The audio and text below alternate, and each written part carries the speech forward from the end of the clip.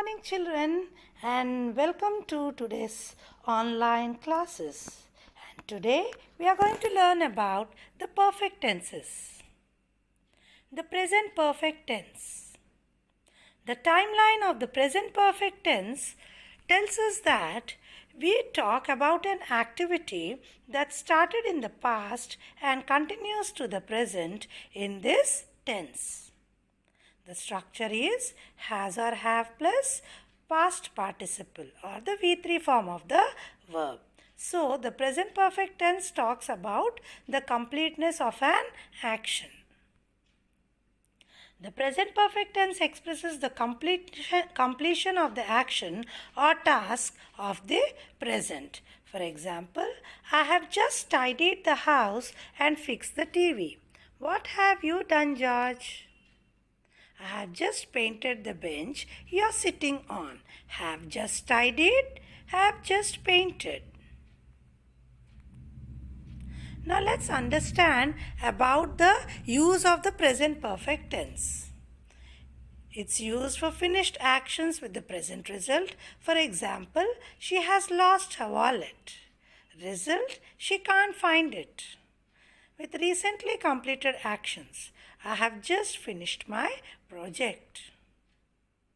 Unfinished actions, duration from past until now. I have lived in Paris for 5 years.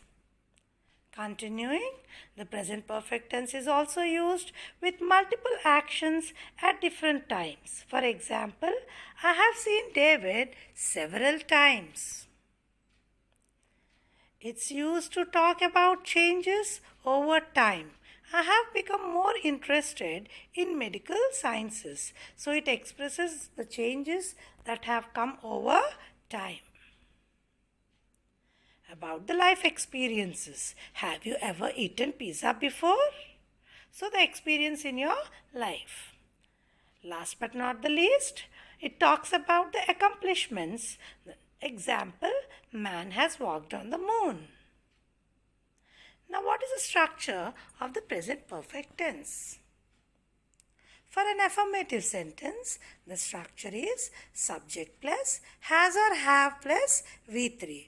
Has or have is used depending upon the subject, whether it is first person, second person or third person or singular or plural. For example, he has written an essay. Negative sentence, subject plus has or have plus not plus V3 form. So the not is added in the negative sentence. For example, he has not written an essay. Interrogative sentence, has or have plus subject plus V3 form of the verb followed by question mark. Has he written an essay? Now let's understand about the present perfect continuous tense. This tense is used to talk about actions which have begun in the past, continuing to the present and will end up in the near future.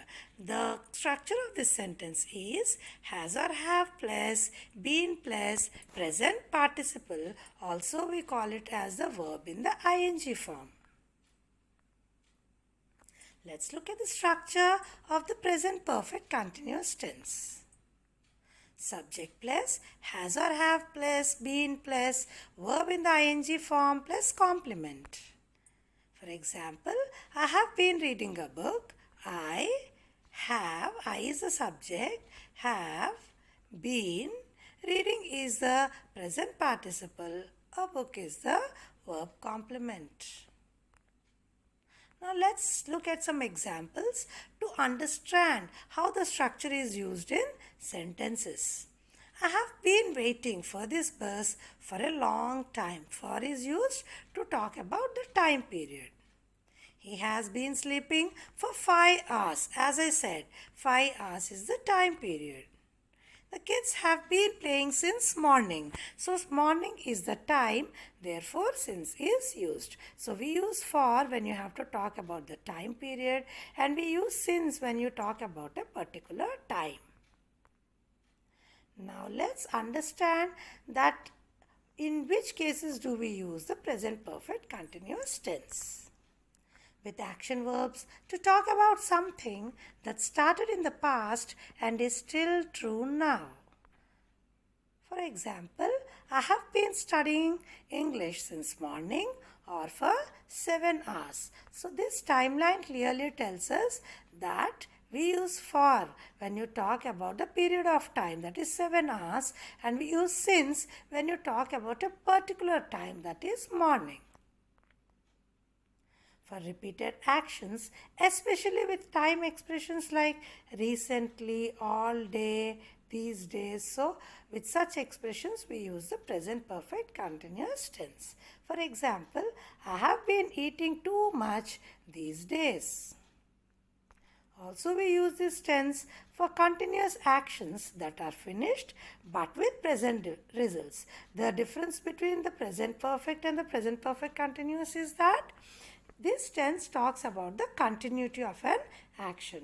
For example, I have been running all morning. I am exhausted. Let's have a look at the structure. For an affirmative sentence, subject plus has or have plus been plus present participle. Let's have a look at an example. They have been learning English for 2 years. For a negative sentence, subject plus has or have plus not plus been plus present participle. They have not been learning English for 2 years. The interrogative sentence, subject has or have plus subject plus been plus present participle. So the sentence begins with has or have, then the subject. Example, have they been learning English for 2 years? So this structure tells us that we use the present participle to show the continuity of the action, the incompleteness of the action.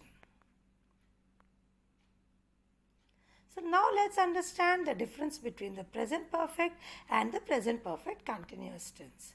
The present perfect tense is used to talk about finished and permanent actions, and the present perfect continuous tense is used to talk about unfinished and temporary actions. We use present perfect to emphasize on the result of the action. We use the present perfect continuous tense to emphasize the duration of the action. Present perfect tense indicates how much or how many have been completed, how many actions have been completed. And the present perfect continuous tense indicates how long something has been happening, the period, the duration. Now let's understand the difference between the simple past and the present perfect. The simple past talks about the completed action in a finished period of time. The present perfect talks about a completed action but in an unfinished time.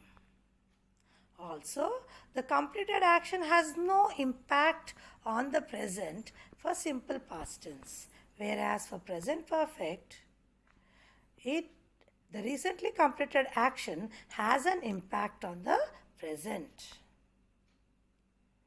Simple past uses the words like yesterday, last week, last night. Present perfect uses the words like yet, already, since, and for. Now, what's the difference between the present continuous and the present perfect continuous tense?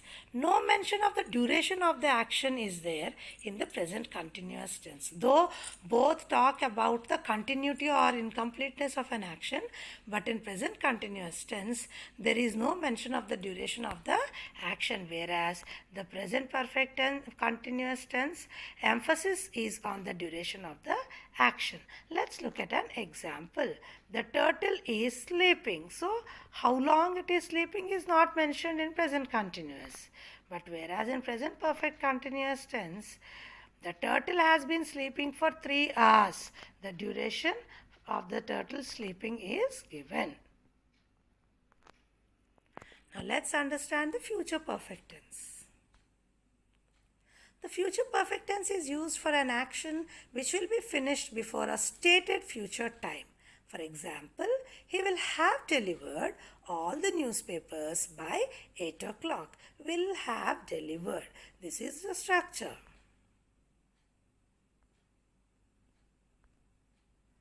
And it's also used with the following time expressions like before, till, until, by the time, by then, etc. Till and until are mostly used in negative sentences. Let's have a look at the structure. Will plus have plus past participle. This is the structure of a positive or affirmative sentence. Won't plus have plus past participle. This is the structure for a negative sentence. Will plus subject plus have plus past participle. This is the structure for an interrogative sentence. Let's have a look at some examples. She will have finished the report by tomorrow. She won't have completed the report till or until 6 o'clock, as we learnt that till and until is used for negative sentences. Will she have finished the report by tomorrow? So we begin it with will. Now let's have a look at an example using future perfect tense. By the time you read this, I will have slept. Will have slept. I will not have finished this book by 11 o'clock. No, will not have finished. Will not in contracted form can be also written as won't have finished. Now let's understand the next tense, that is the future perfect continuous tense. It is used to talk about an action which will be in progress over a period of time that will end in the future. That means an action which has already begun in the past, continuing now, in the future also it will take place for a period of time and then end in the future. Example, by next March we shall have been living here for 5 years. So shall is used with first person I or we. I shall have been teaching in this college for 20 years by next July. By the end of this year, he will have been acting for 30 years. Now let's understand the structure of the future perfect continuous tense. For an affirmative sentence, the structure is will plus have plus been plus verb in the ing form. For example, in May, I will have been studying Italian for 5 years. For a negative sentence, won't plus have plus been plus verb in the ing form. For example, he won't have been working for the company for a long time when he becomes the manager. Won't have been working. Interrogative. Will plus subject plus have plus been plus verb in the ing form. How long will you have been living in this flat by the end of this year? So now that you have learned the present perfect tense, the present perfect continuous tense, the future perfect tense and the future perfect continuous tense very clearly, the time to complete the exercises given in your grammar textbook to assess your understanding, that how much you have learned through the video. So complete your work and have a good time, children. Thank you.